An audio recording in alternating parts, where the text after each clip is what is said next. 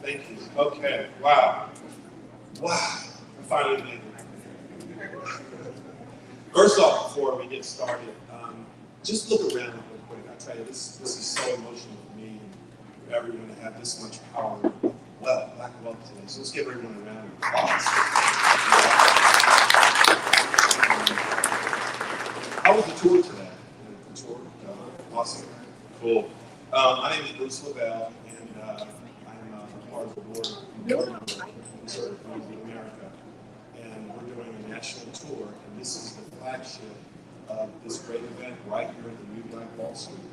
Isn't that awesome? So the plan is to go around the nation and get information from our stakeholders, all the business people you see around this square table, event table, have skin in the game. So we want to capture ideas, things that affect you day to day. There's some folks that have been in business 28 years, 25 years, 10 years, 5 years. I know my wife and I got 28 years. Of course, I met her when she was 16.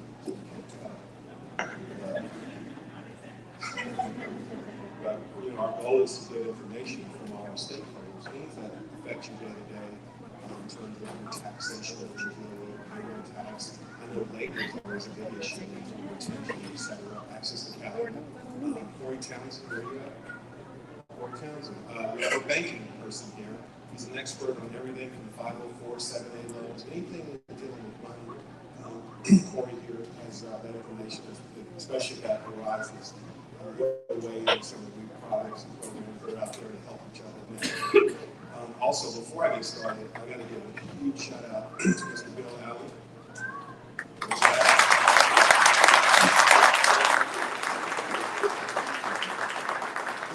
This gentleman over here is the owner of everything you see and visionary of this great establishment, Mr. Bill Allen. Thank you for your gracious hospitality, for letting us come here and serve you and all these awesome black leaders and business owners. Shout out to Matt Hampton, the general manager.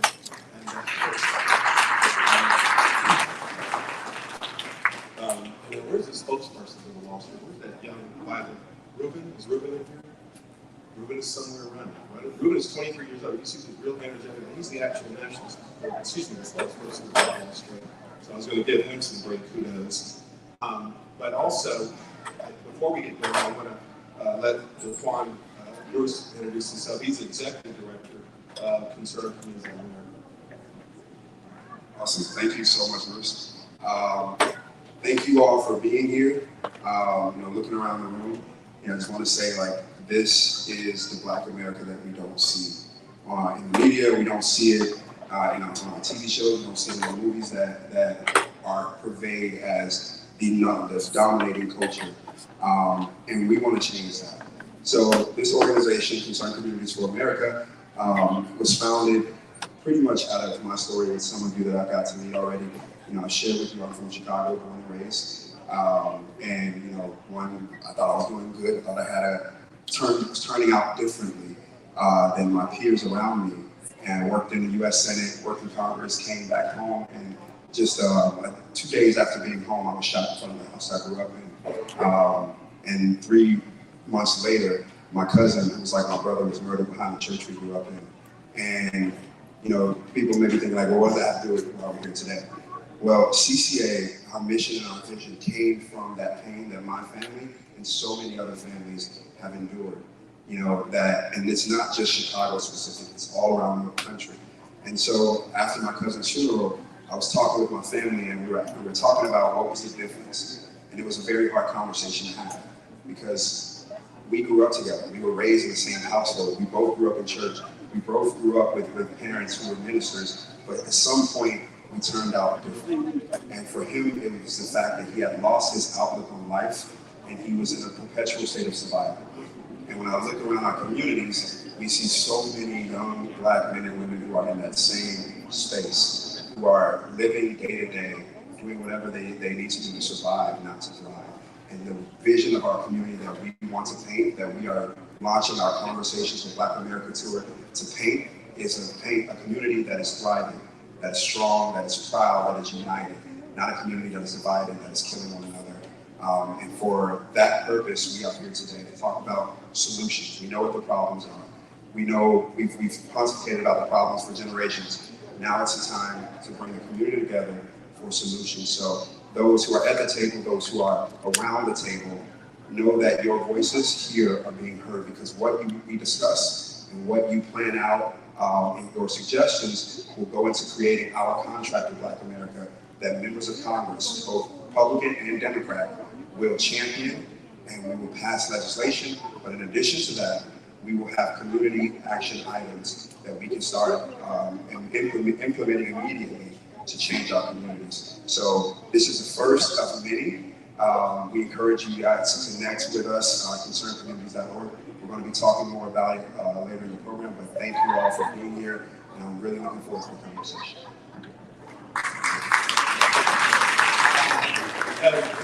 As you see on our itinerary, we have another part of the segment of technical colleges, the pathway of business ownership. We're going to have some testimonials, living, breathing folks that have been very successful coming out of technical schools. So I'm going to introduce Melvin Everson, Vice President of Economic Development within Technical College. Thank you. Good afternoon, everyone. As Bruce stated earlier, Melvin Everson, VP of Economic Development within Technical College. And my office covers all of Gwinnett County and North Fulton. And we're a two-year institution. And when you graduate from Gwinnett Tech, those credits that you receive are transferred to a four-year institution. Georgia Tech, Georgia University, Georgia State, Morehouse, Auburn State, any four-year institution, as long as we have that articulation agreement in writing with that institution. And since the pandemic, the Technical College has seen a robust rebound as far as student enrollment in, and our population now at Gwinnett Tech, we're pushing pretty close to 10,000 students on the credit side. 10,000 students plus. Just to give you one good example, we have a cybersecurity program there. We had a young lady who graduated with a two-year associate's degree in cybersecurity. She walked out with a job starting at $60,000. 6 months later, she was up to $85,000, no debt. That's a two-year technical college with that degree, and I'll share more about that later on. I'm honored to be here. Thank you. Awesome. And of course, we cannot get out of here without the great visionaries who build out.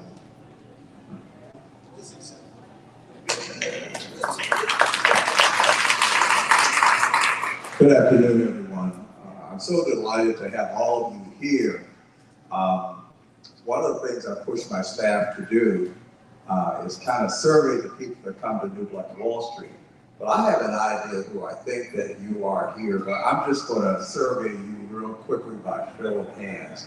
How many of you in this room are entrepreneurs? Raise your hand. Now that's what I'm talking about. That's what New Black Wall Street is about. I have another question I want to ask. How many of you are from are doing business in the metropolitan area? Raise your hand. That's great. Now I said that just to say this. I had the opportunity to come to Atlanta from a very small town where I grew up in Dumas, Arkansas, 3,540 people back then. It's not much larger now. And I came to the big city of Atlanta, and I had never seen so many Black people that were doing so many prosperous things. I was so excited, and it impacted my thinking all these years, and that was in the, in the 60s. Now, not knowing that 35 years later, I would have been somewhat of a successful entrepreneur to come back and establish the Allen Entrepreneurial Institute, whose mission is to increase the number and the size of minority and women-owned businesses throughout the United States and globally. And for the past 23 or so odd years of doing that, my wife and I have sponsored more than 10,000 young people, all the way from 5th grade through post-secondary schools and colleges. Actually, most of the HBCU colleges and universities throughout the United States have sent students from the Department of Business to the Allen Entrepreneurial Institute at no cost. All I had to do is get them. We housed them, we fed them, and in a few cases where they're a little short, we put some clothes on their back because they were running a little short. We're excited about the fact that we could grow our business not only to just survive. I was talking earlier, we need to think in terms of thriving. And that's where I see the Institute and the New Black Wall Street. This is simply an extension of where we are giving small businesses. Right now, all of them have to be Black. We're open to other minorities, we're open, but we're not anti-anybody. We're just both Black people. We think we need to have an opportunity to practice the gifts and opportunity that we have in ownership of businesses. This was prompted, this part of the operation was prompted approximately 3 years ago when I saw a documentary on Tulsa and what had happened. And as you said, so many of us are always talking about the problem. We need to find some solution. And so I said what a lot of people would say, that somebody ought to do something. Well, I became a somebody, and I decided to do something. And that's what this group is about today, is it not? It's about doing something about the problem rather than just complain about the problem. So I'm excited to have all of you entrepreneurs here. I hope you'll get a chance to go by and visit our businesses. And more importantly, we need to turn over that dollar in the Black community. We talk about it takes a village. We really have to reconstruct some villages because we've lost our sense of village within our community. And that's what this is about. We need to learn that there's nothing wrong with small businesses. It is the backbone of this country. Only problem I see is we don't own enough of them. And with your help and Bruce's help and this organization's help, we're going to own more businesses within our community as well as globally. Thank you so much for coming. Glad you came to be with us. I want to pass around the collection. Amen. Real quick before we get going, I want to see who all is it with the press. Would you mind raising your hand, please, so we can give you love?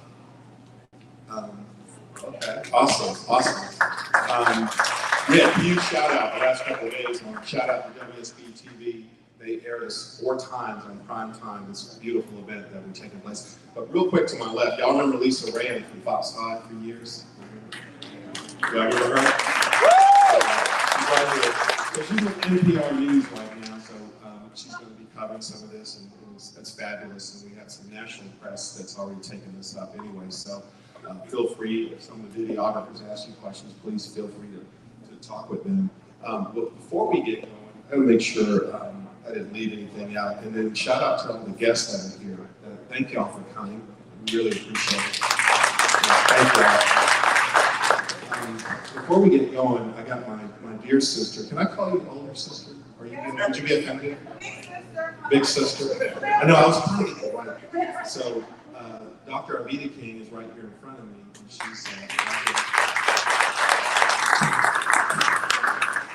she's the niece of Martin Luther King and her dad, A.D. King. I have to give the kudos, started the movement. Her dad did. Later it was the Kentucky housing movement. And then, of course, Martin took the torch. So that's a little fact there. My family members were with them back in the days, too. Concord. We have Second Avenue Church here in Decatur as part of that movement. I think it was SNCC at the time, so SCLC. But before she gives us a great speech, and then I want you to pray for the whole crowd too, if that's okay. But real quick, before I get going, out of all due respect, there's one thing I admire about Mr. Allen is that this event is nonpartisan. There's nothing to do with Democrat, Republican, nothing. All that matters is that we all stick together. We can agree to disagree, but we still love each other and stick together. We can't allow any noise or forces get in the way, as I like to say, of our balance sheet. And remember, if it's noise, it's not making any money. And if it ain't making sense, right, Melvin? It ain't making money. True? So at this time, I yield back to you, Sister Anita. Okay, well, hello, everybody.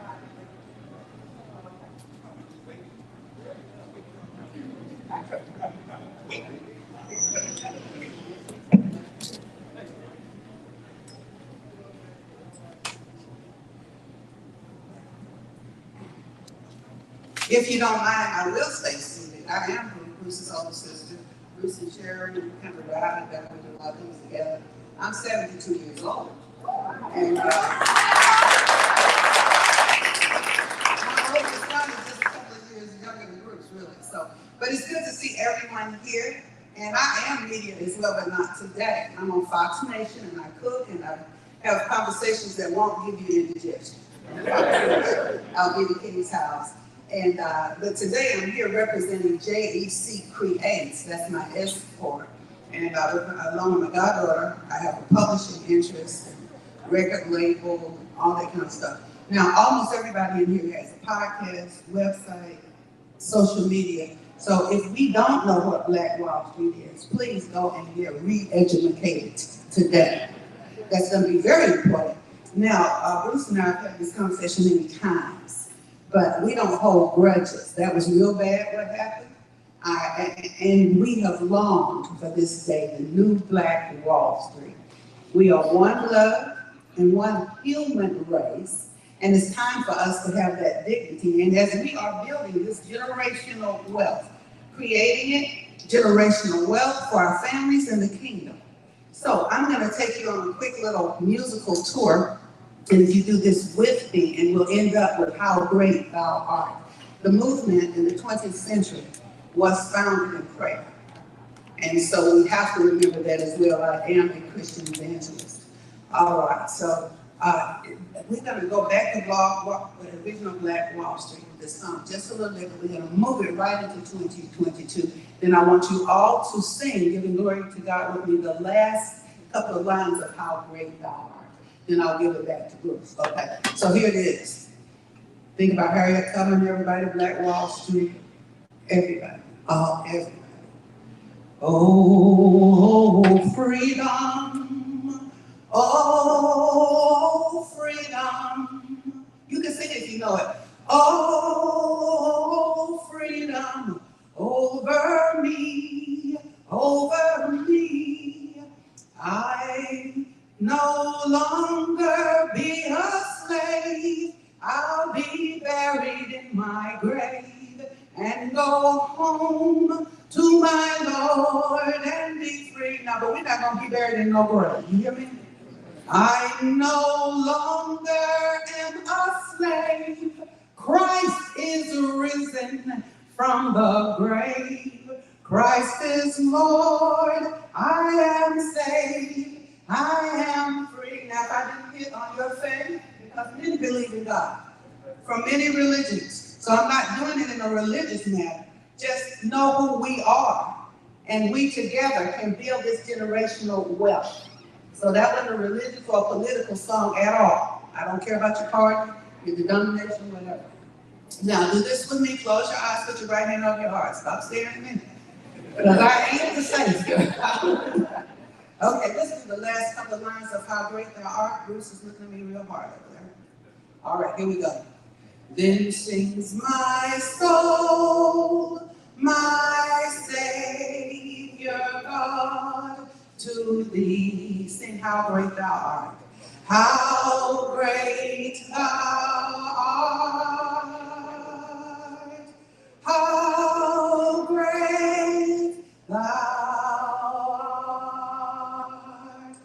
Father, as we gather today for information, for sharing, for empowerment, we thank you that we can come to this establishment that occupies territory here in this nation, but right here in this land, in this state, but all over the nation and all over the world. Guide us and help us to stop fighting, to learn how to agree and come together. In the name of Jesus, amen. Amen.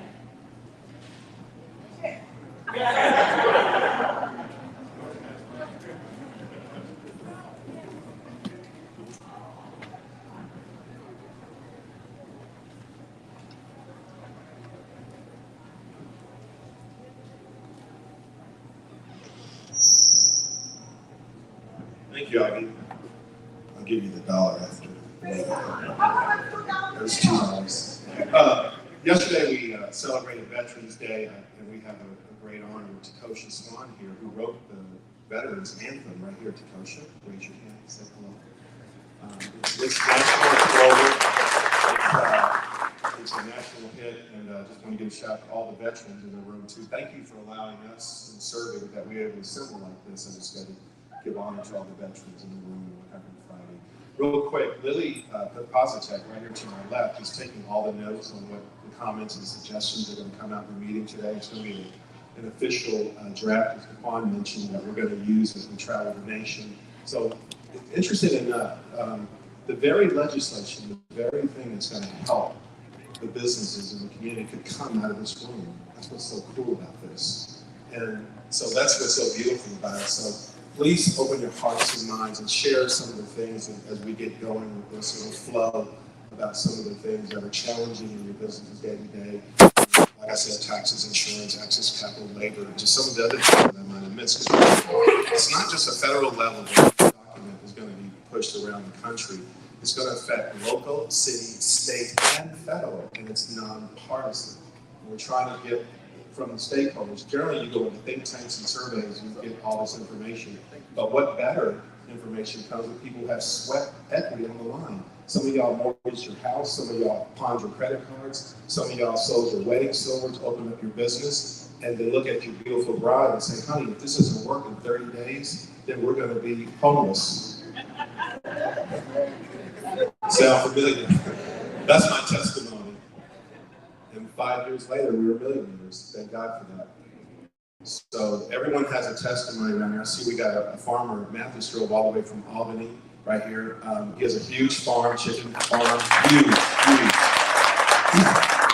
You have to fly, take a helicopter, go from one side of the spread to the other. I see Dennis Young has a flooring company up in Flower Green, a very successful showroom. Works with huge builders, carpet, hardwoods, everything. His wife to the right has her own business. She's in the mental health. So that's a very, I know I need it. But that's Deidre right here, his beautiful bride. So they're a joint business owner household, wonderful. And of course, Dr. Avita King has many, many hats. And of course, Rob Freeman, he's going to talk later on about, he's a very successful entrepreneur that came out of the trade schools and extremely successful. And that's going to be the other segment with Melvin, Everson. And I see I got the blockchain. Is that blockchain? Okay. And then to his left, we see the White family. They are new home builders. Right here, Richard. This one. Yeah, they build new homes. They're a husband and wife team. They build new homes, beautiful homes. They're big. Yeah, and I was glad you got to come out and see this beautiful tour. We got a boxing promoter here, Maurice. Maurice is he's training some of the top fighters in the country. He has a huge business, a tremendous amount of resources and wealth of knowledge. And I see Mrs. Crystal right there. If y'all get in trouble, you call her law firm, Crystal Wright's law firm. Awesome, totally awesome. And Carl Adams is on WSB. He's a very successful electrical engineering company. It's interesting. My neighbor and I lived in neighbors in Sugarloaf, and Carl was just a helper at the time. Now Carl bids on multi-million-dollar bids now. So this is another part of that pathway to technical success. Of course, Takosha has greater business consulting right here, and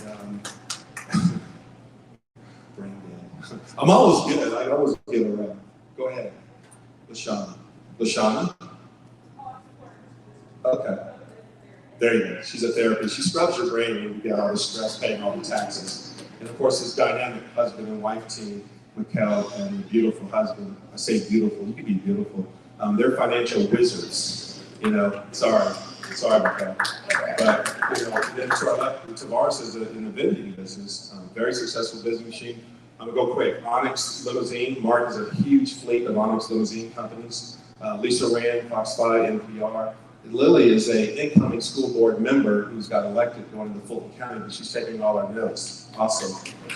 And then Brian Bullware, right here to my left, owns Cigar City Club. I'm sure y'all seen that huge, beautiful studio, I'm sorry. He owns everything else. I don't know, you know, beautiful venue, beautiful building, $2+ million building out in the border of Fayette County, out there, and beautiful top shelf, you know, have great venues out there. And of course, Corey, our banker here, all right? Zero interest for 30 years, zero down. Sharon LeVell, the best part of the LeVells that make them successful. 30-year marriage. She usually stays at home and admires a picture of me. Melvin, it's a picture of me, you admiring a picture of me. And then Monty owns his own successful real estate firm. I knew one of his mentors, Bob Wood, and Monty took it to another level. Huge real estate firm right here in Monty Carroll. And of course, y'all know Daquan. Charlie's a sleeper. Charlie owns a heating and air company. There is no man in the world that can. This guy can fix it.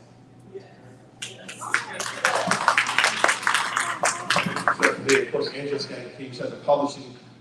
She publishes books, she writes books, you see her, she'll get your book out there.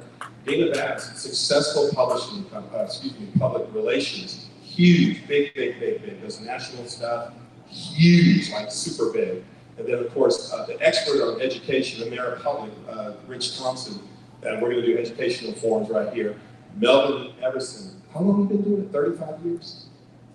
35 years, the best real estate appraiser in the Southeast, right here. Okay, yeah, and then Tanya Parker, she does business travel, and she's like, you gotta own your own business, own your own travel, right? And so Karen Walker, she's brilliant. I tell you, I've never seen people make flyers and stuff better than you. You're fabulous, and she's really awesome. And of course, the nonprofit folks who Daphne, who helps transition women in terms of where they can live for their children. Did I get that correctly? Prenatal care, okay, I was there. Bernard Hendricks right here. Bernard owns 4 locations of staffing, hundreds of employees, awesome business, Alabama, Mississippi, Georgia, am I correct, sir? Okay, and I see Deval Smith, an IT guru, has his own IT. If Deval can't fix it, no one can fix it. Of course, we met our beautiful farmer. Let's give everybody a hand. I remember all of that. And Bruce, we'll have the mics positioned about halfway through for the panelists, and you all just keep that one up front. Okay, so let's get started here. So the way we run this is basically, we're trying to gather information about some of the biggest challenges that happen in your business. And, you know, and if you don't volunteer, you don't go call on you, so you know what's going to happen that way. So from what I've been hearing, I've been getting a consensus. There's 2 things that's been kind of wavering at the top tier level was employees, you know, trying to retain employees, keep employees, find good help, and the taxes, the taxations on the business. So who would like to open up, Carl or anyone want to get going on that so we can get this going? Everybody's scared. I'm Carl Adams, Southern Design Systems.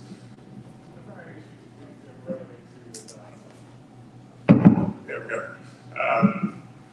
The workman's comp taxes, general liability, as well as payroll taxes. That has been the biggest issue so far, just keeping it. Employee as part of retention, we out here to retain employees. Because bids, we're not able to mark them up, so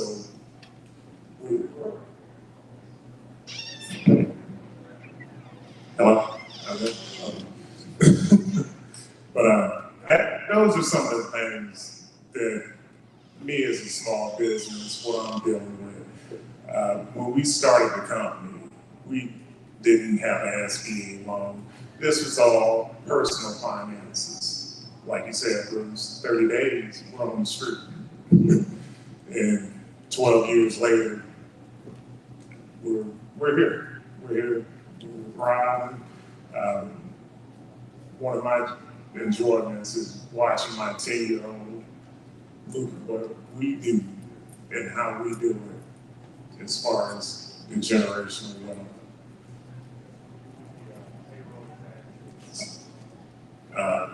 Health insurance, Washington, or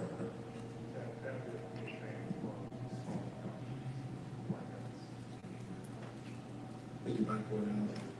Anybody want to chime in on that conversation?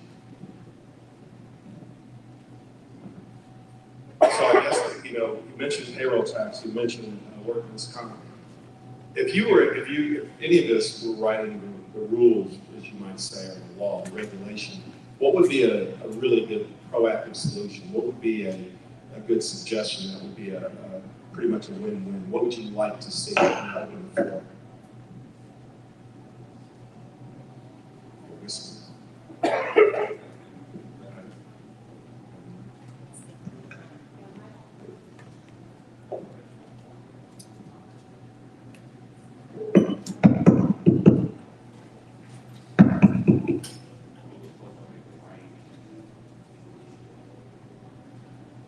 Hello, Michelle Hickson, Joint Industrial. We provide construction engineering services in municipalities and within the federal space. Our biggest concern right now is the cost of insurance. Doesn't matter which lane. It can be the payroll that you pay, the cost of health care, the taxes as well on top of that. And for me, I would like to see something that effectively has a range that's attached to revenue that you bring in, attached to the margin. Because if you're paying 15 to 20% and you have to have 3 different levels of insurance, that pretty much eats at your margin, even if it's considered overhead. So that's just something that I would love to see further discussion on. What's the ideal solution on the healthcare? I know that's one of the hardest things with employees. Obviously, some of y'all are trying to insure yourself. Y'all know how difficult. I know some of us paying $2,000 a month plus for good health care. For a good idea suggestion to your point, thank you very much for that. What do you see, as you saw based on your payroll status or your income? I heard that suggestion. What do you see in a better world since we're on the healthcare? That's a great caveat to retain employees and keeping employees, obviously. So what do you see? What is your great suggestion in terms of what you see that's more ideal and conducive for small business?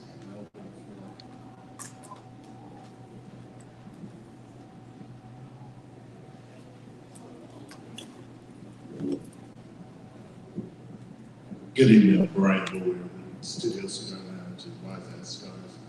I think I want to go back for a second if you allow me. I think when I first started my business, I found there was a lack of resources, not necessarily the funding aspect, but the whole structural process of opening a business, where you had to have your legal team in place, your accounting team in place, your marketing team, and they all had to be talking to each other about, your vision and how to do it in a legal structure. And I think a lot of us would just say, hey, we're going to open up a business, and we just do it without considering all of the ramifications down the line. And I think the best thing that in establishing these resources that you can do is establish some component where even those of us who've been in it for years, where we still have not come to the consensus of, okay, let's make this a structure to prevent the tax ramifications down the line, or the legal action, or if someone walk into your business and fall and they sue you, and you're like, you're stuck. So I think that we need to first, establish that type of structure for the beginning businesses. And I think around this table, it starts with us at the end of the day. And another thing is I feel that we need to sort of cultivate or train our customer base, because the expectation is so different when they're walking into a business that they know people look like them in comparison to the folks that don't look like them. I think that the expectation is up here, so if anything is out of place, then see, that's why I don't do business, because with black business and you belong. Yeah. So it's a twofold situation. It's a lot of education, and especially I was reading this statistic where it's like 97% of black people who do not mind spending money with white businesses, where only 14% of white people spend money with black businesses. And you know what I'm talking about. So until we get to a point of changing the mindset, and even in some cases changing how we do business among each other, business to business, we're not going to advance quicker, and we're only good as ourselves at the end of the day.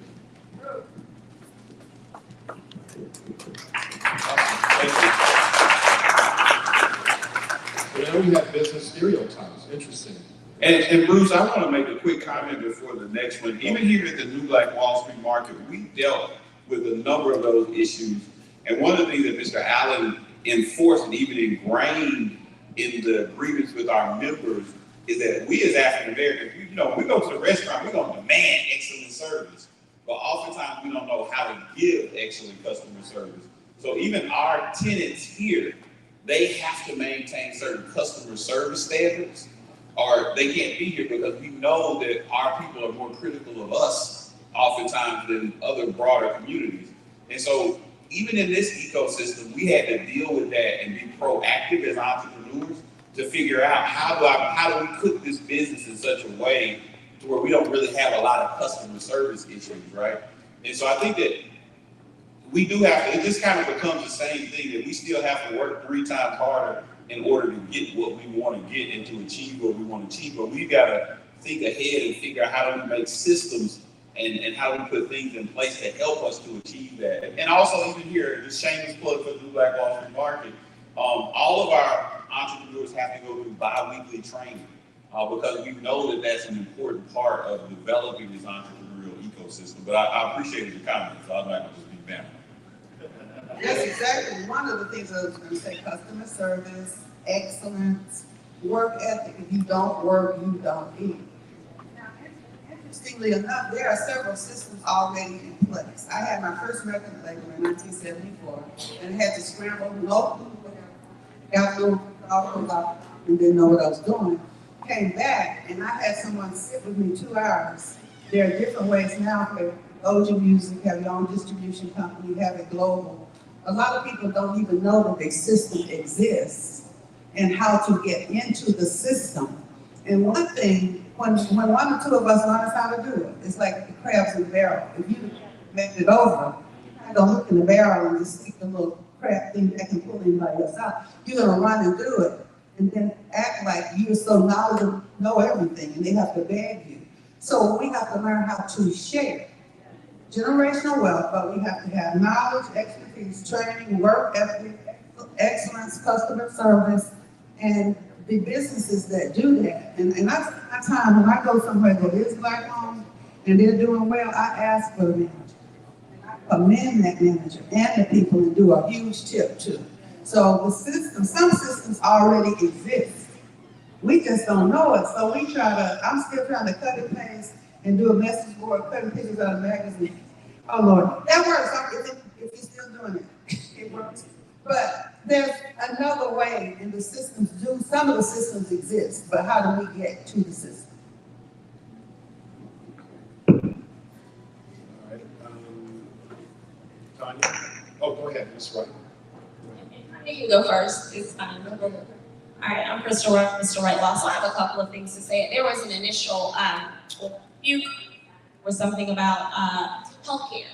So I own my own firm, I'm fully staffed, home. I can. Alright, okay, so I'm full staff, right? And I'm associate and associate official. So what I do is I just raise income. It is very expensive to buy healthcare. So rather than I opt to buy 401k or I'm completely minority staff, so I'm buying 401k for that generational wealth. But in lieu of 401k, I don't buy healthcare, but now they have enough salary to where they can go and get healthcare in the marketplace. So that's how I kind of overcome that position. But everyone's not in a place where they can raise salaries for their employees. But I do think if you just look at some of the numbers, the taxes. Okay. But the taxes, you can supplement that just by paying your staff more and creating like just a better environment for retention. People want to say they want to get paid, and so, but also, you build loyalty by letting people be loyal to them. So even for my staff, like I have unlimited sick days. Don't be a martyr. Don't feel like you have to come into work when your child is sick or whatever. And then the whole package comes such that you want to be loyal to the right law because the right law is loyalty. So that's what I say as far as compensation. As far as the black-owned business, and this is kind of what companies stand. I'm a black-owned business, a black attorney, nails and lashes and all this stuff. And I go into courtrooms and a wonderful reputation, right? But people do kind of have to find that I have to work harder. And you put that hard work in, right? So it's not I don't know this is burden, but my white counterparts can come in and not know the law and just be really charismatic and really whatever. And you come in with like this, you gotta know what you're talking about. And so I look at, and I'm a business owner, not just a consumer. I do when I go to black owned businesses for safety and services, I pay attention because you do have to come harder. And instead of rushing that, like own that. Right? Because when I walk in the courtroom, I own that I have to be better than y'all. And when I come, judges are excited to see me because they know me. Right? And I don't bow down to well, this isn't something I should have to do. We have to do it, so we just do it. Right? And so instead of that making that something that you work around, you kind of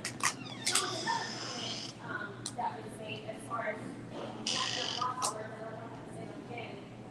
But I do, resources.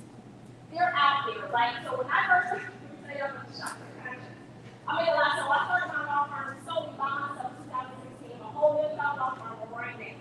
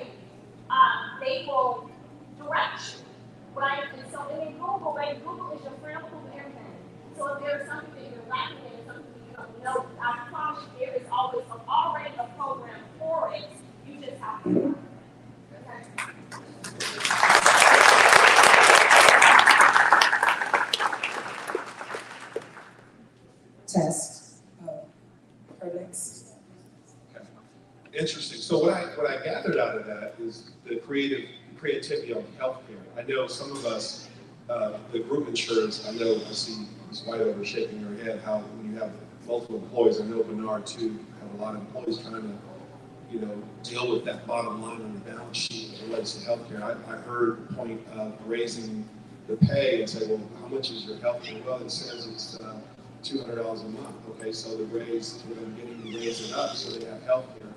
And a lot of us have been creative in that, so that's what I gathered out of that particular, amongst other beautiful comments on that. So, Dennis, you have a showroom, you deal with customers. I see the word excellence, the stereotypes, as Brian brought up. What are some of the ways of defining that automatic, stereotype that you automatically, and we all believe, we all, deal with that in some capacity. I know we all have. I know Mark and the limo company pick up a certain rider and look at you, look at you. So what is some of you having a showroom dealing with the public?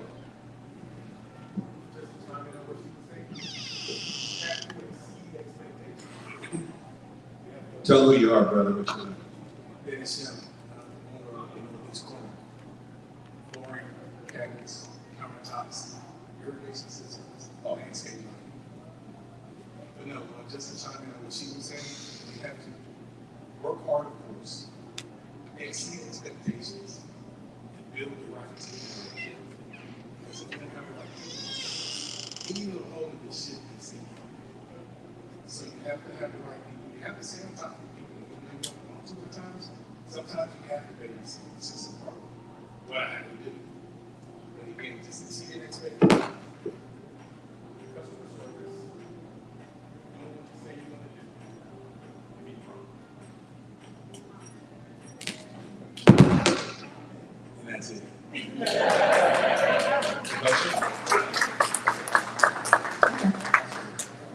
Okay, I'm Takoshi Swan with Business Women Consulting. So I do business consulting, but I also do taxes for my clients. And one of the main things that I find is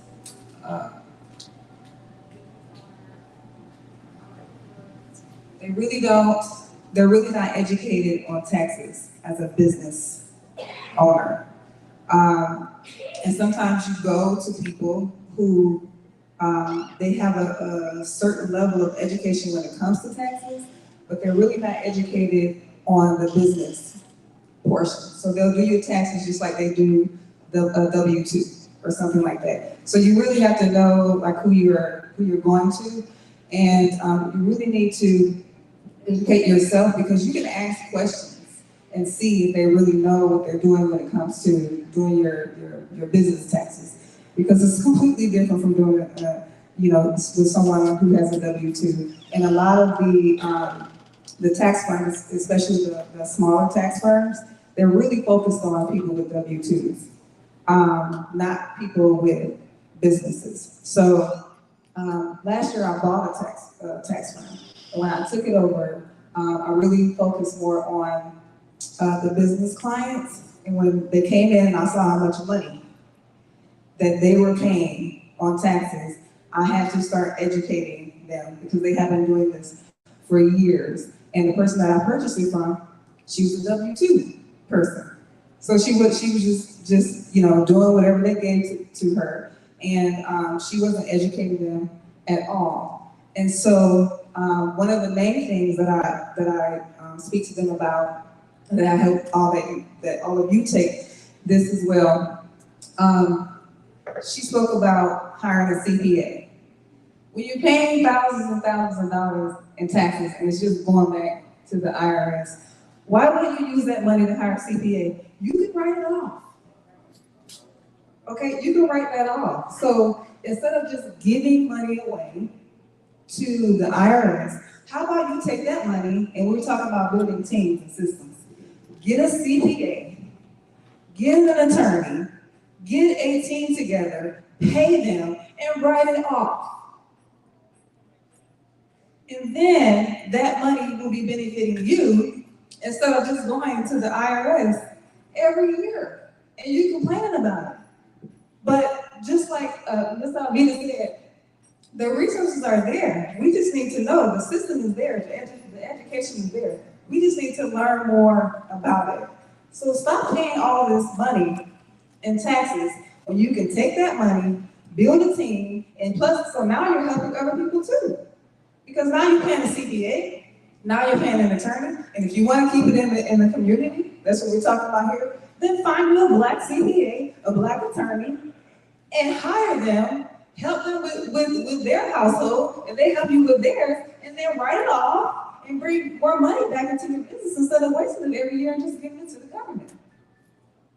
Sounds like, Real quick, the PPP, right?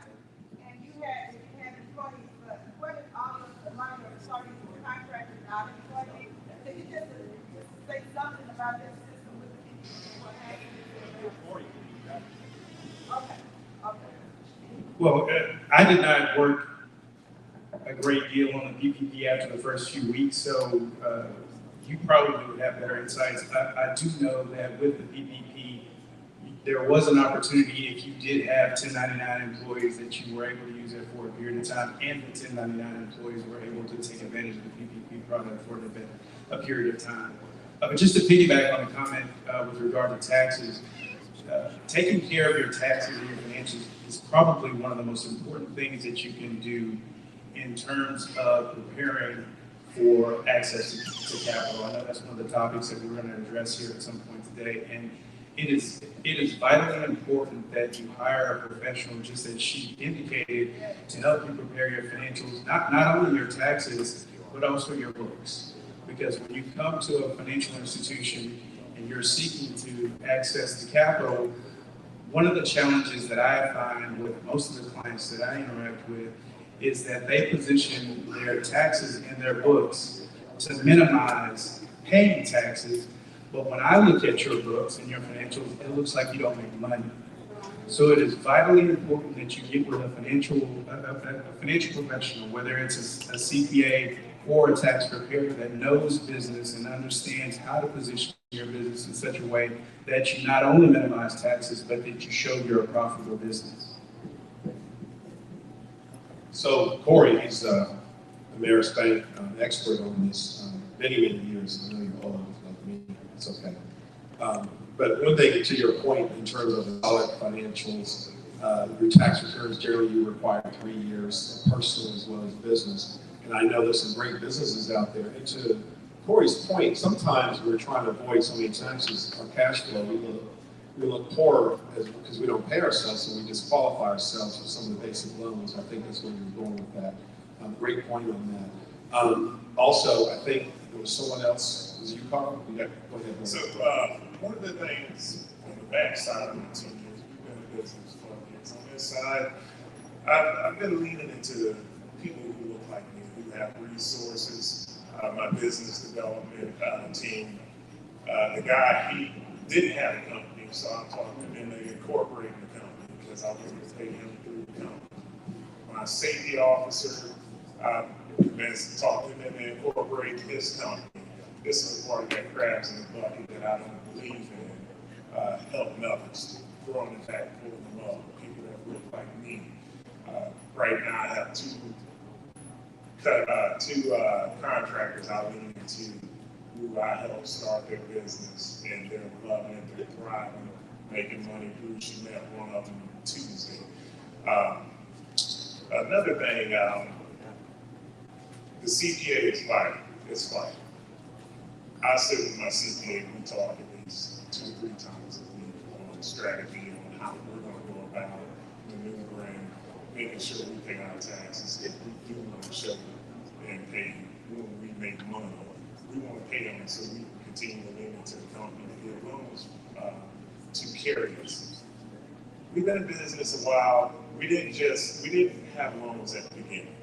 It was all my wife and me putting our money in to make it happen. We didn't apply for the loans until just recently because we're looking at the growth. We're looking at the generational wealth. So we want to lean into the bank to carry us. So we just started receiving loans from different banks or just one bank in particular that we use. Really quickly, I wanted to make a point that each of you, those around the table and those who are sitting behind the table, should have a note card. If we aren't able to address or get your concern, your idea, your thoughts heard, we still want to hear them. So our policy team will be analyzing everything that we talk about, but then everything that you guys write on those cards. And we're going to use those, like I said, to synthesize our larger legislative contract. So if you have a concern that we if time doesn't permit that we don't get to, or if you have an idea for policy or an idea for community-based action around promoting small business growth in our communities, please feel free to write them down. LaShawna, who is, we talking about hiring people to help grow your business. I hired LaShawna to help me grow my business, get my mind right.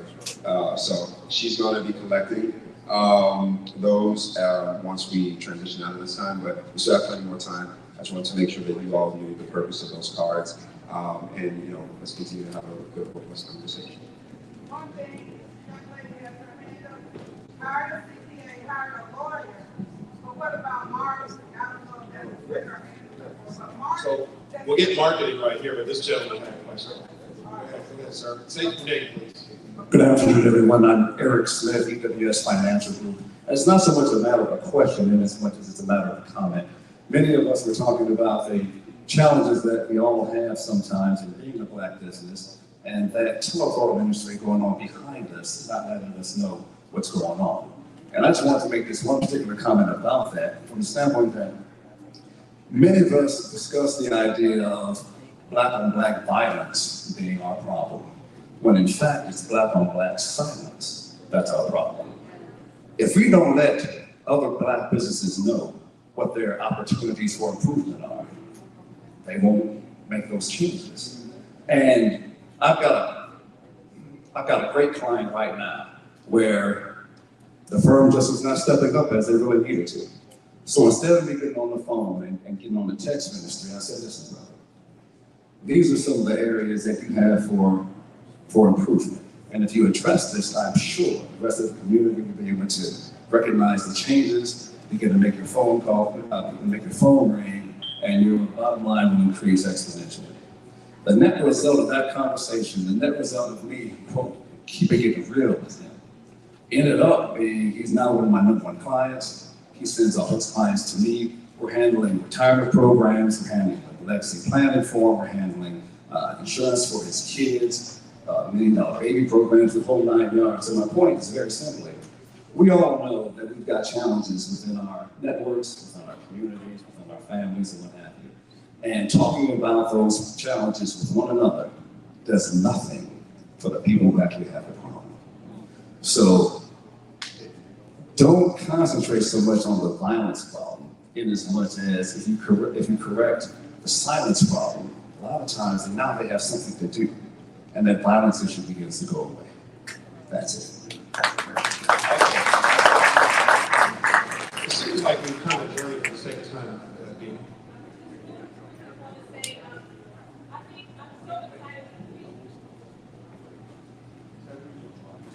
Gina Bass-Williams, I manage a public affairs firm on Capitol Hill with my sister, Dee Bass Wilbon. We've been in business for 15 years. And first of all, I just want to give a shout out to Bruce and Sharon, because this is an amazing event. I was talking to my mom earlier about the way you structured this event, and you do this, and you do this well.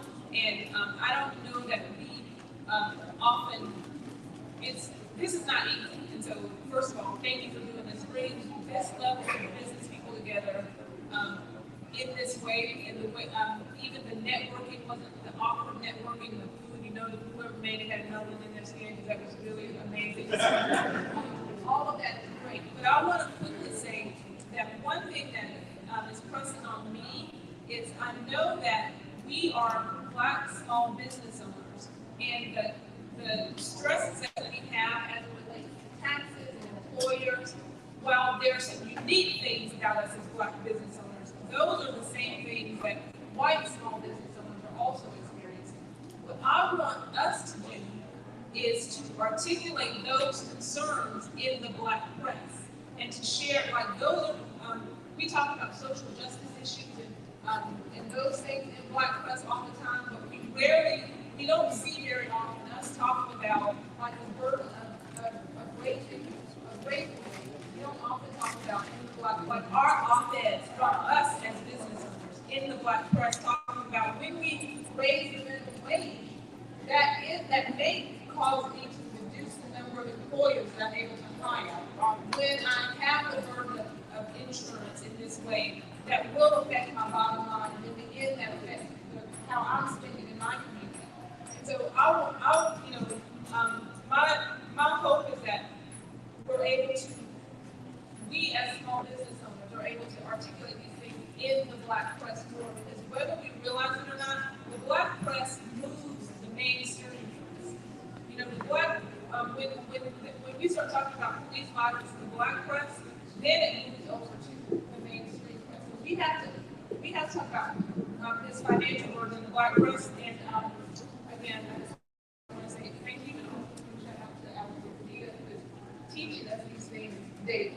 So thank you. Thank you. I'm Lisa Rand with NPR, and just expounding on what she said here, I'm looking around the room and seeing all of these phenomenal business people, but you need to know that you're experts too. For example, Sharpman, who's a lawyer and healthcare advocate, I would love to interview you, because that opens up, broadens the issue, gets the attention of legislators, state, national, whatever, that can move all of these efforts to move forward. The woman who's the businesswoman consultant, talking about the tax options. Tax options sink small businesses. So it'd be nice to know, and some of those business owners to hear that. So know that you're all experts in addition to being business owners. And I would love to put you on the air, because we have a pool of experts talking about all these business issues that don't really affect minority and people of color. And we need to broaden that circle to broaden the conversation and to get it out there, just like she said.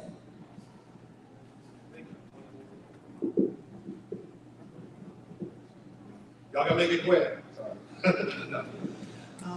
Hi, my name is Nicole Steele, and I am a small business owner. I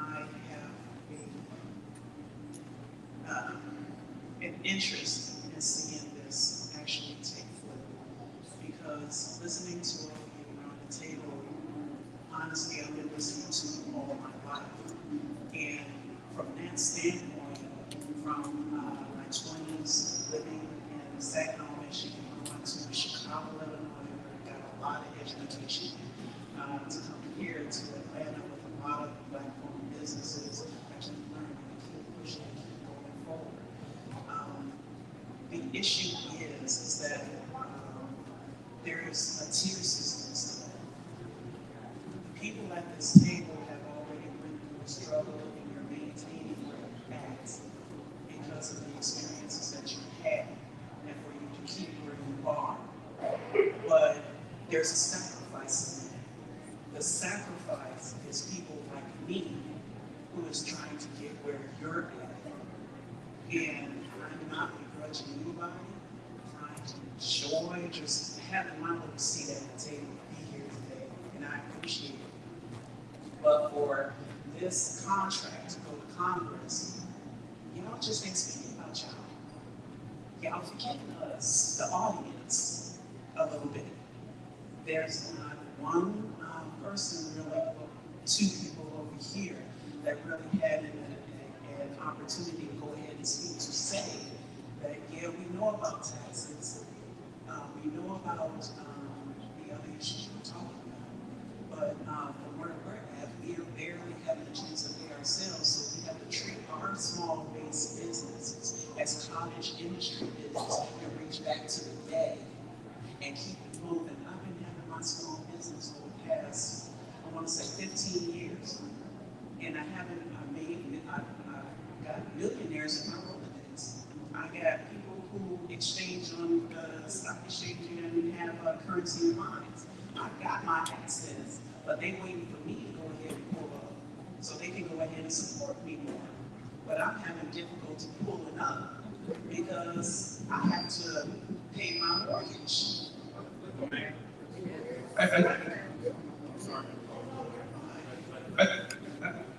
Thank you.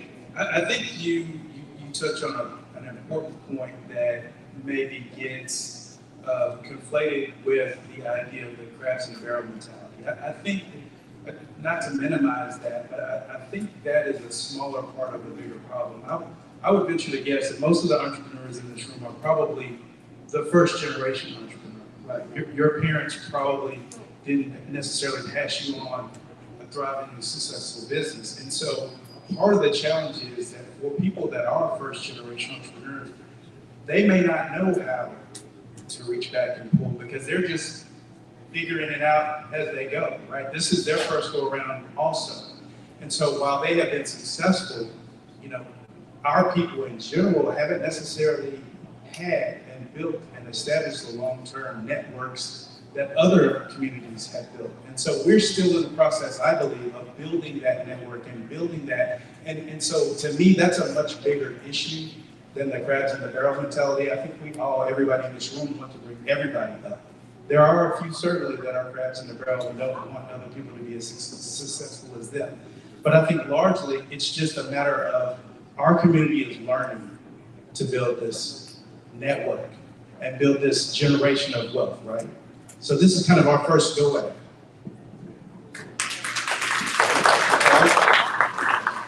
You got the mic right in front of you, right here. Okay. Hello, everyone. My name is Mikkel Bartholomew. My husband, Charles Bartholomew. We own Bartholomew Commercial Capital, which is a lending and business consulting firm. We specialize in business lending and commercial lending. Right now, our focus is on hospitality lending, which is hotels primarily and restaurants. We do sort of what you do, you know, so we do a lot of that. What I'm seeing here today is that the small black business struggle is an American business struggle. We all have to go by the same laws. We all have to pay the same taxes. And what I see here is it is a legislative issue because the struggle is that we pay way too many taxes and we're over-regulated. We're over-regulated and overburdened by taxes. And what they're going to do now is even raise them even more, which makes it harder and harder to pay payroll. We pay payroll taxes, we pay employment taxes, we pay property, we just overtax. And I think the American people, not only black people, but all people, it's time for us to step up and start speaking out on these things. They have us distracted on everything else, distracted on things that, in effect, it does affect our community, but guess what? There's other things that affect our bottom line, and if we don't have money, we don't have a voice. So it's time for us to get together, and sometimes, you know, we have to look out, we have to diversify our portfolio. I'm gonna give you back to you real quick. Okay, we have to diversify what we're doing. A lot of what we see as a business and lending consulting firm, we get a lot of pipe dreams come to us. And it's great to dream, but you have to start from somewhere. You know, a lot of people want to do a lot of things big, they want to do it now, but you have to crawl before you walk. And sometimes you have to set up a tiers of businesses that will help you get to the next level. So last but not least, what I do want to say is about the generational wealth, okay? My husband and I, we deal with a lot of Asian Americans, which are Indian Americans. They are blacker than you and I, okay? So sometimes you can't tell them from black people. They're not looking at their black skin. A lot of them, they come up in the hotel industry. And they came in like a quiet storm. They started out small, those little crummy hotels. They ran Howard Johnson's. Remember the Howard Johnson's? They took over those chains. They do the smaller chains. They do the Regency with the Hyatt, the Wyndham and Hilton. We work with all of those flagships. And so they'll take over those brands and they'll start small. They will raise their entire families in those hotels, and they just keep passing generational wealth. But what they have done, and what we have never succeeded on doing, is coming together, forming like an LLP or one of those limited partnerships, and investing a little bit at a time, and coming up on a very large, industry like the hotel industry. Hotels are your biggest real estate, the most valuable real estate, and they make money hand over fist and fast. So I'm saying we just have to start broadening our thinking, and I appreciate Mr. Allen. I thank God for Bruce LeVell and Sherry for, you know, bringing us here today, and our guy over here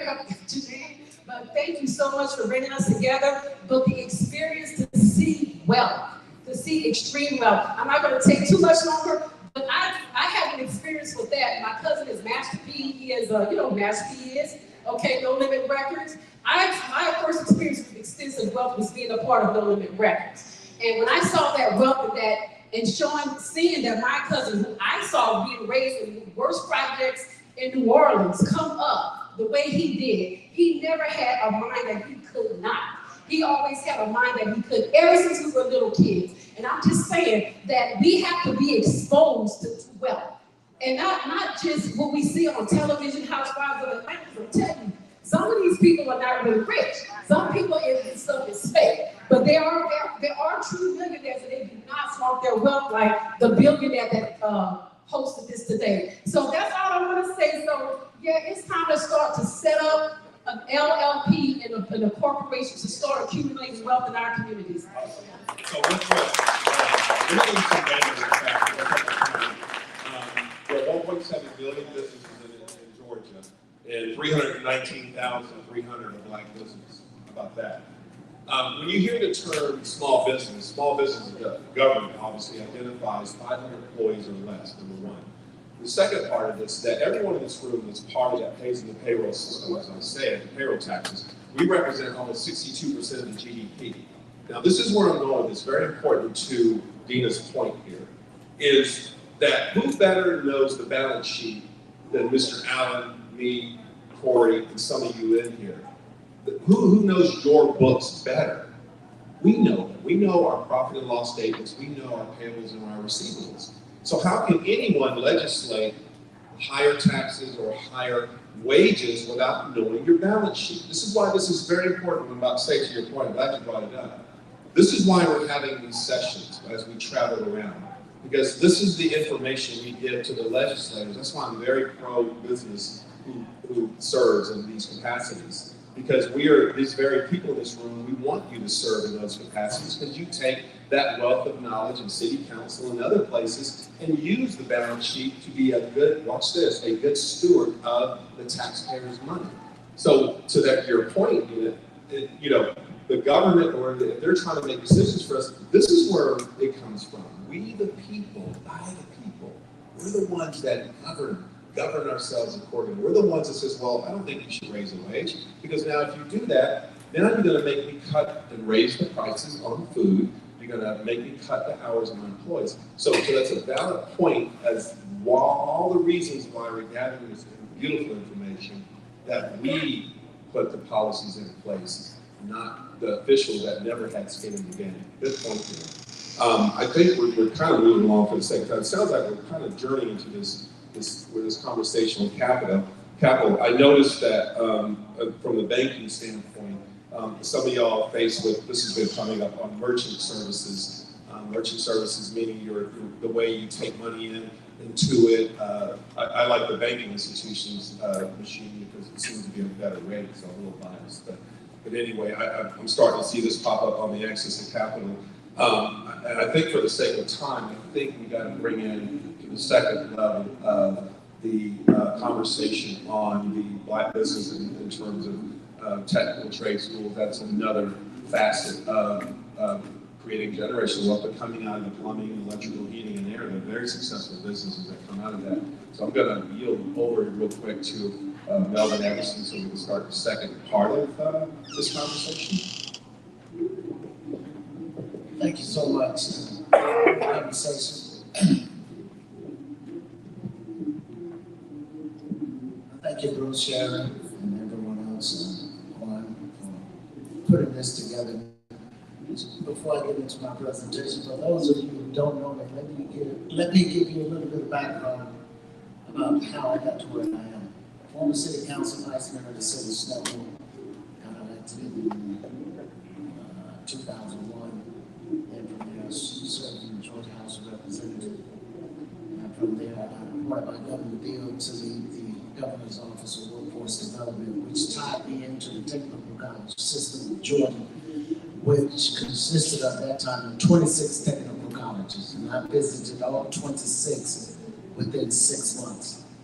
A lot of people don't understand technical colleges, they are the backbone of the workforce for the economy. Because a lot of the skills you need for your employees coming from the technical college. And I was doing a commencement address down in Southeast Texas, Thomasville. And the night before that, they invited me in to speak to a GED class, high school equivalence, individuals who dropped out of high school because for whatever reason. Before I went in the classroom, I want y'all to hear me. I stereotyped the class, not by race or ethnicity, but by age. I was expecting to see a lot more elderly people in the classroom. But when I walked in the classroom, about 21 students, I was shocked. 70% were under the age of 30. The instructor said, Commissioner Everson, I see that it puts the look on your face. She said, well, let me break it down to you this way. She said a small percentage of these students had issues at home that prevented them from graduating high school. But her next statement is what got me. She said, but the vast majority of them, they didn't see the relevance to the living in the classroom. They knew they weren't going to Spelman, Georgia Tech, Morehouse, any four-year institution, but they didn't see any other option. At that point, I came back and I reported to Governor Deal. I said, we have to expose these students to all options. When they come out of high school, only two things I'm interested in, they're college or career ready. When I transitioned out of the governor's office, I landed at Gwinnett Tech, and I spent a lot of my time, a lot of the companies y'all mentioned today, and I'm gonna touch on those. I spent a lot of my time speaking in high schools throughout Georgia, exposing these young people to options that are there. The example I gave you about cybersecurity. We offer over 140 different programs at Gwinnett Tech, and you have Georgia Piedmont Tech here in DeKalb County, covering DeKalb, Newton, and Rockdale. And I have businesses coming to me every single day looking for those certification and skill training. When the Mercedes-Benz Stadium and the new Braves Truist Park Stadium were being built simultaneously, and I'm telling you what I know, they had to share welders to get those projects completed because we did not have enough in the state of Georgia. Plant Oval out from Augusta, we had to bring in welders because we didn't have enough, we were not producing enough.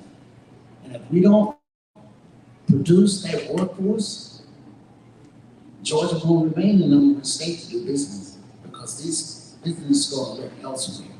And we have a lot of graduates who come out of technical colleges who go on to start their own business. I'm looking at one right here, Louis Tech. And every time my hair goes out, I call this young man right here, he's phenomenal. I call him Charlie, I call him does a masterful job. How many of you saw the story about 2 years ago? A young man, 13 years old, he was dual enrolled at Chattanooga Tech, African American male. He was dual enrolled at Chattanooga Tech in Marietta. He ended up, after being dual enrolled, he ended up as a sophomore at Georgia Tech. Aerospace engineer, he wants to start his own. That was on national news right here in Metro Atlanta. So the technical colleges, as I say all the time, is a great opportunity for individuals to be exposed to entrepreneur opportunities. And Dr. Alveda King mentioned that. And at Gwinnett Tech, we have the unique ability to tap into the entrepreneur center in the city of Lawrenceville. If you're willing to start a business, they will sit you down and walk you through your business plan, your business model, talk to you about taxes, what is expected. And they will educate you on what resources are out there. And with the city of Snellville, I serve on the advisory board for a lot of the career academies. In the city of Snellville, we have every year, we have Shark Tank for high school students at Brookwood and South Gwinnett and Shiloh High School. And these young people come in and they present their plan. And business owners are sitting there. And if they are successful with that plan, they will give them seed money to start their business. 2 examples. One young man is now in an agreement with Macy's producing t-shirts. Major corporation, major. Then there was another young man out of South Gwinnett High School tapping into the city of Snellville with the assistance of South Gwinnett Technical College. He was on national news, esports, gaming, created his own gaming. And it's just amazing. So there are opportunities there as far as the technical college system. As I travel around the state and travel around Gwinnett County and North Fulton to expose these opportunities to these individuals, and you'll be surprised, a lot of them. And we have a renowned culinary department there at Gwinnett Tech, and a lot of our graduates go on to own their own restaurants. Here last year we had 2 that went on to open their own restaurants here in Atlanta. One is in Duluth and the other one is in Roswell. And we even had 2 to go on back to their native land in the Bahamas and open their restaurants there. So there's great opportunities there. And my role is to educate people on what the opportunities are there, what opportunities are there for the technical colleges, because for so many years, technical colleges have been looked down upon.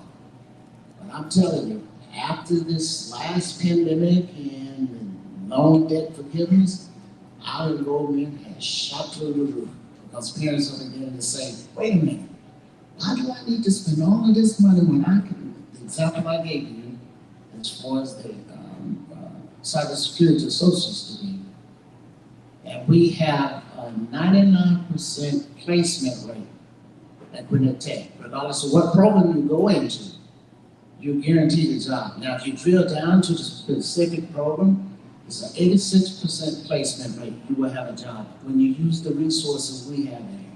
And for us, the business owners here, we also have an opportunity for you, once you have an opening in your business, you want to advertise, we put that on our career service board, free of charge. And it goes throughout our student population and alumni associations, no matter where they are. And if they're interested in coming to work for you, they can apply. And that doesn't cost you anything.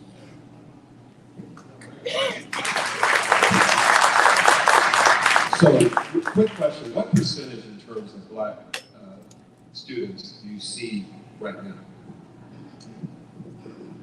Thank you. Let me give you a little demographics of Gwinnett Tech. We have students from all 7 continents right now. Very diverse population. The student population as far as Black students at Gwinnett Tech, it's about 45%. 45%. And the graduation rate is phenomenal. Once they start, they graduate. Because one thing, we have a foundation here, and their sole purpose is to raise money for scholarship, because we do not want the students to drop out of college because of money. And that foundation, to this day, has raised over $35 million. And these young people come in and apply for, and I'm on that scholarship committee that review the essays when they apply for the essays. And to my brother down there from Doherty County with the farm, I'm not too far from you. My father, and we own, my father passed away, but we own around 170 acre farm down from Corey on Highway 281, Cox County. So money does grow on trees, I'm telling you. And tree farm, money grows on trees. But to that point, it's about 35% of my population there when they can. And we have, I'm one of the 8 vice presidents of the college to make up the president's cabinet. And our president was cabinet. And I advised him that I was coming here today, and he was very excited about that. And Rod Freeman down there came through with that tech. It's an example right there. Oh, yes.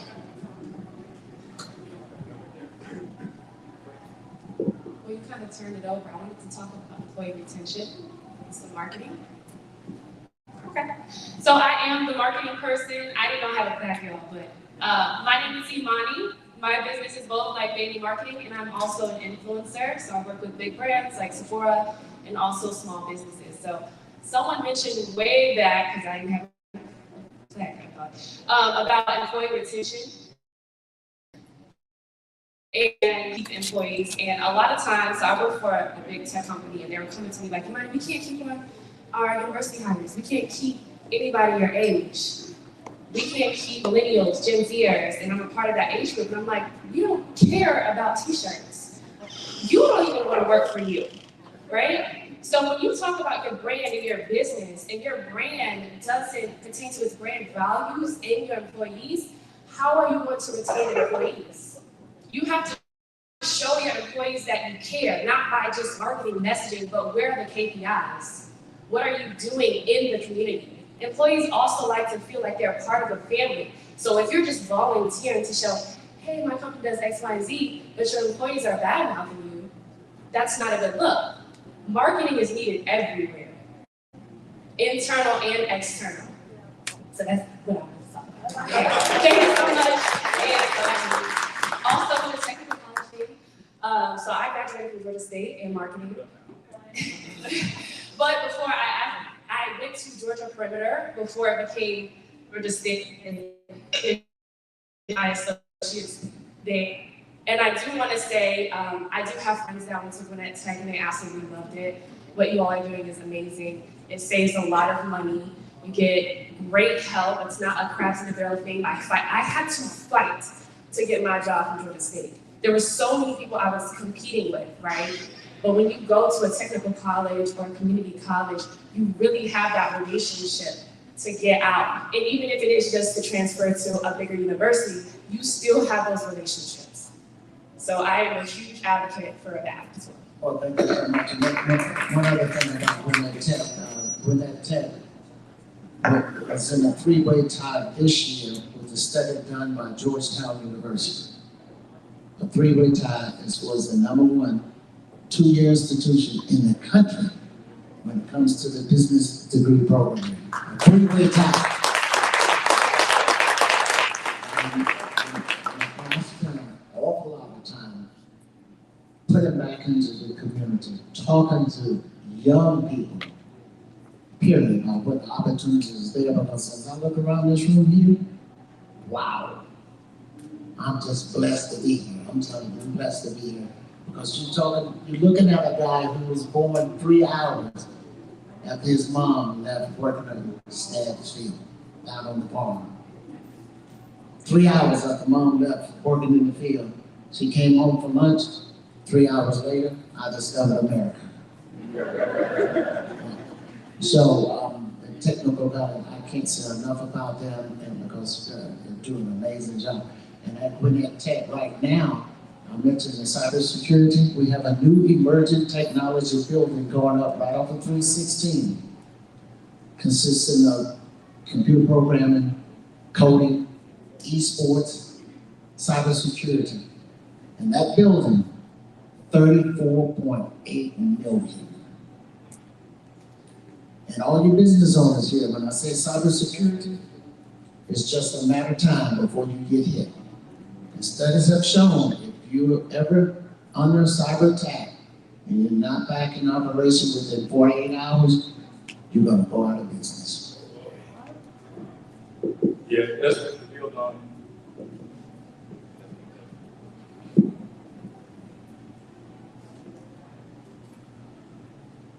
Good afternoon. Just to build on what Melvin was saying, I am a product of the technical school Gwinnett Tech. I am an ambassador there. And I have a good reference point because I also have a 4-year degree from a traditional HBCU. And just to kind of give you a little background on my story, I actually was in the commercial development industry for years. But everybody here that was has any familiarity with real estate remember and knows what happened in 2007 and 2008 when the market crashed. I had to immediately find another way. And the most expeditious way to get back on track and to catapult myself forward was the technical school system at Gwinnett Tech, because I was actually introduced to an industry, which I am in now, which is clean energy, LED lighting, solar, microgrids, which is the industry of the future.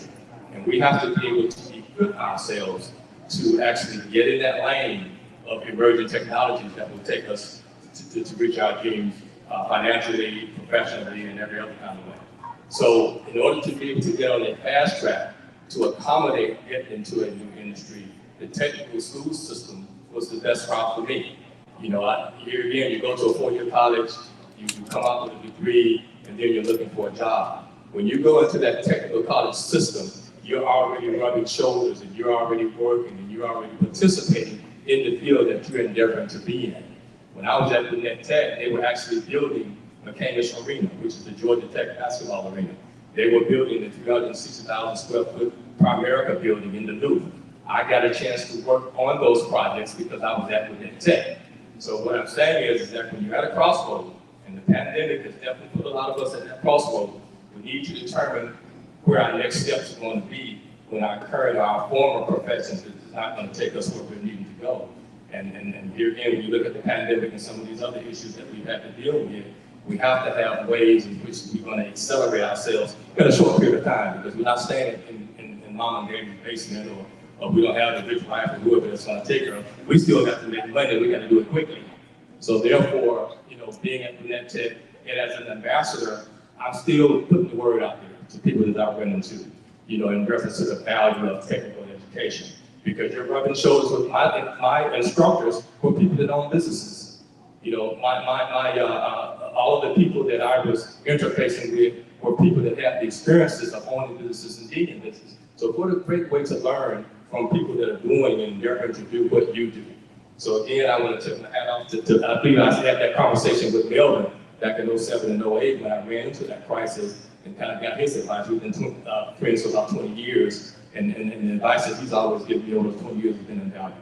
So again, I took my horn to the technical system, having a reference point, being in a 4-year college and having a degree there, and also being in the technical school system. So when you have to choose, and you have to do it fast, and don't have time, the technical route is the route. Yeah, so Rich Thompson, I head up American Public Partners, and we're a firm that focuses on educational freedom and talent pipeline management for young people. I just want to say that Melvin, he's really too kind. He hasn't really told us what amazing impact that they're doing over the technical college system. When we talk about graduating from school and graduating debt-free, I mean, that's because they have degree programs through the technical college that are what they call high-demand career pathways. And by show of hands, when you think about high-demand career pathway, how many people would assume that you have to be good at working with your hands in order to go to a technical college, tuition free? That's kind of the cultural bias that we've had thrust upon us, and it started not just yesterday, but probably going back to the days of the battle between Booker T. Washington and W. Du Bois, right? So, but those who work in the technical college, it's a wide variety of careers. We, around this table, if we're going to talk about how we're going to fix some of the systemic problems that we're facing, I want us to walk away asking ourselves, are we encouraging our kids to go do things that will not yield a high return on investment after those 4 years?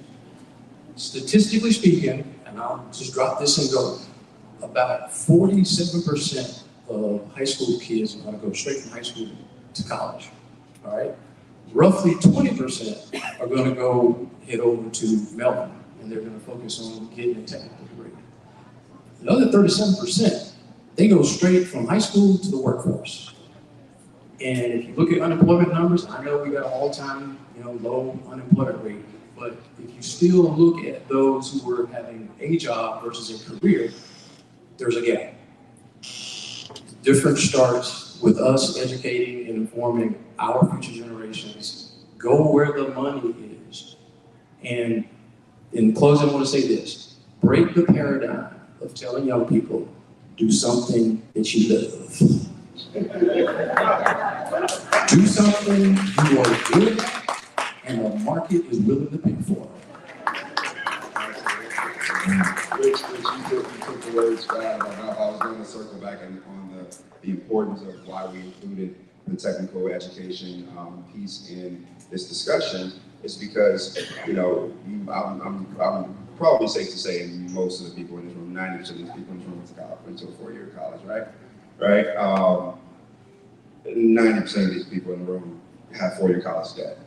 And as a business owner, but also as a person who went to college for free, I found that it was like all my friends around me, none of them used their degrees. I don't use my degree, right? Many of them have now technical careers. And experience is the best teacher. So we wanted to include that in here because as an entrepreneur, you have so many different avenues to starting your business, to developing that generational wealth. And it does not, many times won't happen in a 4-year institution. And that's just the nature of the way 4-year institutions work.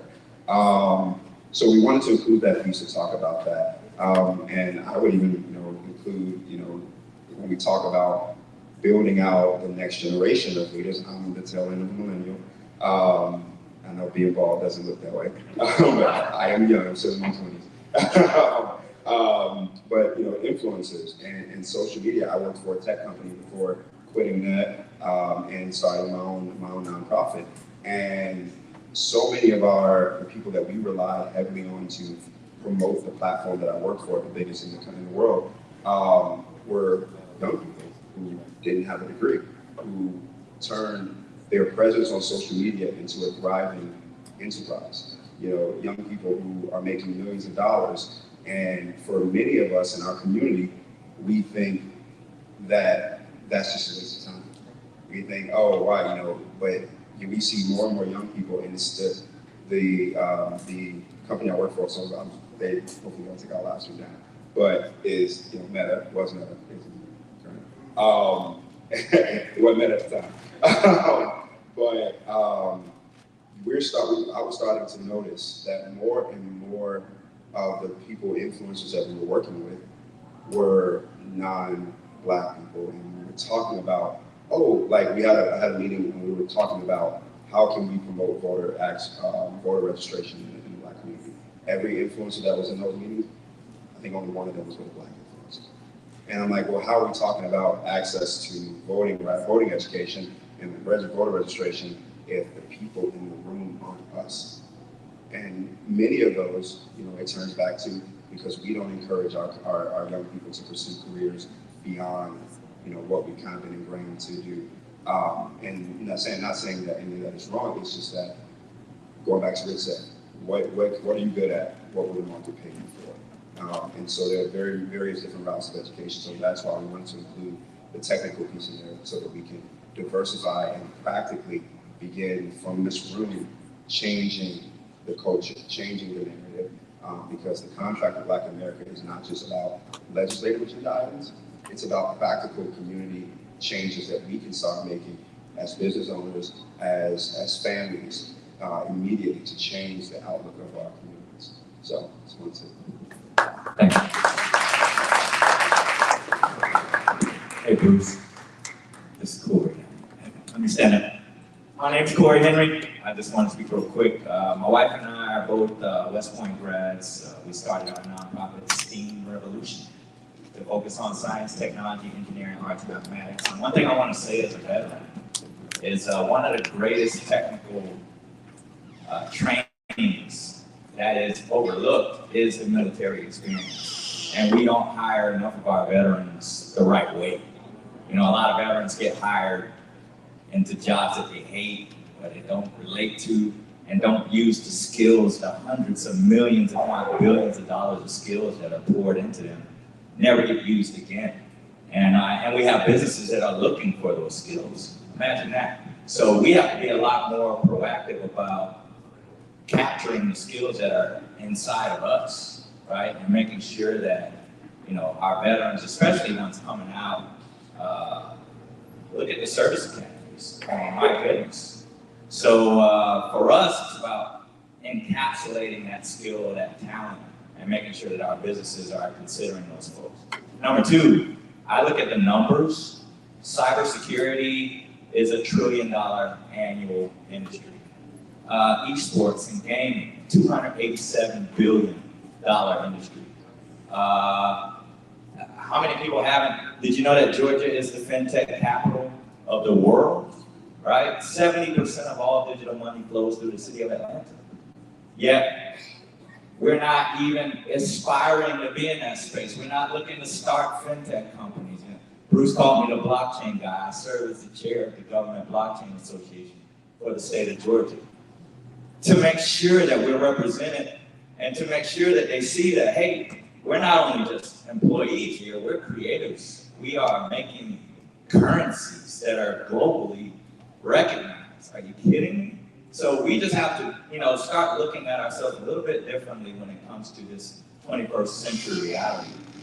Cash App really opened the game up and helped us understand more about digital money. But now as we look at the #1 recruited job on LinkedIn right now is Web3, right? Blockchain.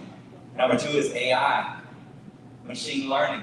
How many of us are even asking our kids to even consider going in that space or looking to start a job in that space?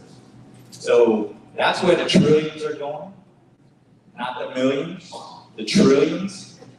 And during the pandemic, we went from a $10 trillion economy to over a $4 trillion economy to over an $18 trillion economy.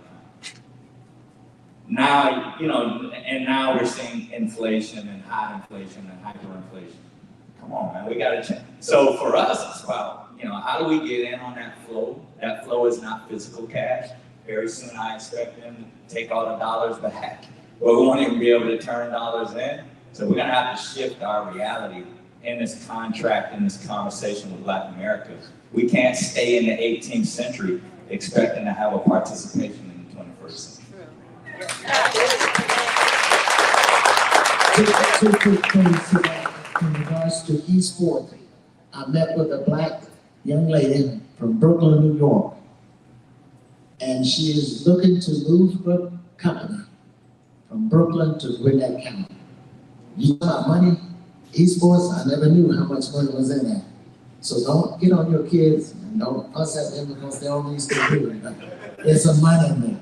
And the second thing is our Veterans Department of Gwinnett, we're ranked #2 in the nation when it comes to providing services for our veterans to make sure that employers know we have those veterans because they make a good employee. And that's pretty significant because we are not easily located to any military facility in Metro Atlanta. We're up in Gwinnett County, #2 in the nation. Thank you. Okay, did y'all have fun with that? Yeah. So before I turn it over to Matt, the general manager, I'm gonna say something real quick and then I'll let Mr.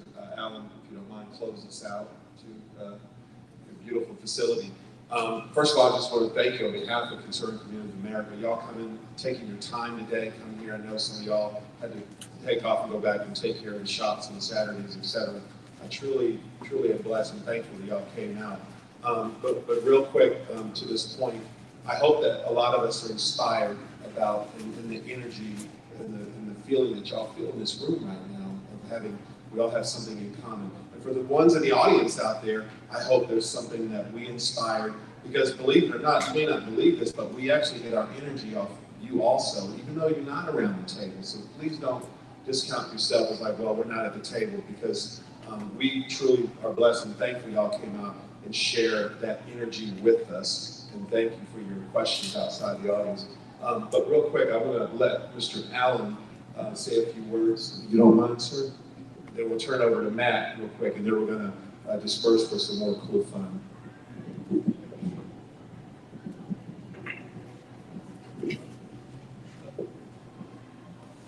On behalf of New Black Wall Street Market and the Allen Entrepreneurial Institute, we are so appreciative of all of you all coming. I know you were invited, but thank you for coming.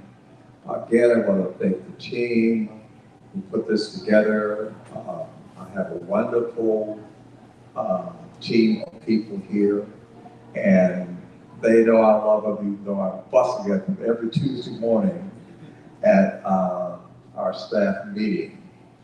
But I want to make one correction. Our general manager, ladies, is a lady. Miss Alethea Flower, okay? Matt is our executive director. He runs the programming department. But she runs this facility and makes sure that, you know, your food and all that kind of stuff is there. And we have a lot of people around. I see our manager for our building, Teron Wallace. Raise your hand for a while. I keep him on his toes every day, every day. Our social media guy, Ted Rose. Ted, raise your hand. I'm probably missing a few people, but I'm so delighted to have you. Let me just say this. You know, I think I probably top all of you when I say I've been in business more than 50 plus years. So I listened to all of the issues and things that you've raised. I listened to many of the solutions. And it reminds me, I'm still headquartered in Detroit, but I go there occasionally. But in the 80s, started actually in the 70s, I was a part of the Booker T. Washington Business Association. And that group was founded in 1930. It's a Black association of businesses. And I'm reminded of so many of the roundtables that used to be. So it is amazing to see how much interest and how many, as I said, I'm amazed by the metropolitan Atlanta. I tell people every day, I mean, this is fun. You know, I'm supposed to be retired down in Florida. I'm like, I can have no fun down here. I need to come back to Atlanta. I need to come back to metropolitan Atlanta and see some people that look like me that are doing some stuff and have great vision. So I applaud you, Bruce, for putting this together, and you're telling me that you're going to take this, you know, around the country. It is so needed. And I'm going to repeat again before I close with the last thing, and that is this country, you know, as many of you, I'm sure, but I've had the opportunity to travel around the world, not every place, but many places. I'm gonna tell you, I would not trade the United States of America for any place in this world. With whatever problems it has, I'm gonna tell you, the opportunities here far, far outweigh the problems. And sometimes we as Black people focus too much on the problems and rather than on the solutions. So again, I say to you all, I am a believer that one of the solutions that has been greatly overlooked, especially since you know, our Black Wall Streets existed. And when I say Black Wall Streets, I know that Tulsa was called that. But we have so many places in Detroit. We had Hastings Street. There were places all over the country, in Memphis, and all of these cities had that. We need to recapture the ownership of businesses all over, but especially within our communities. Then we need to support them. So I'll close and say this. Don't walk out this front door without a bag in your hand. Go and buy something from somebody in this place. Thank you for coming. Okay, now I'm gonna turn it over. Hey, the man said what the man said. All I want to do was reiterate what Mr. Allen said. It would be a shame. We can talk about all these problems, but you all today can do a revolutionary act, as Jamal Bryan said, and be part of our revolutionary act by going out there and buying something, be it a ginger drink, a piece of art, but make sure you buy something from these entrepreneurs. That's how we can all actively support Black entrepreneurship today. Thank you all for coming out, and we'll be doing a guided tour over to our LED wall where we can do more networking and conversation at the LED wall on the far side of the new Black Wall Street Market. Thank you all so much. Oh, also, if you have cards or questions, please bring those forward to, who gets them? To LaShawna right here. LaShawna, the young lady right here. And LaShawna can get your questions. Thank you all so much. So, your own blockchain company? No, I'm the chair of the government.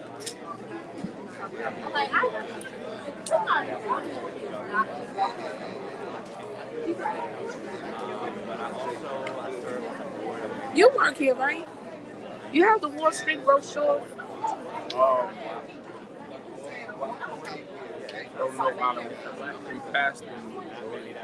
Yeah, because I never got one. I was here early. Yeah.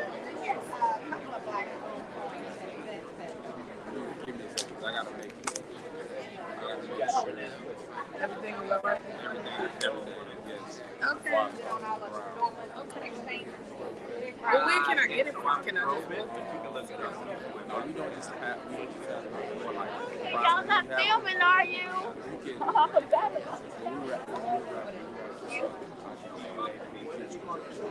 Okay.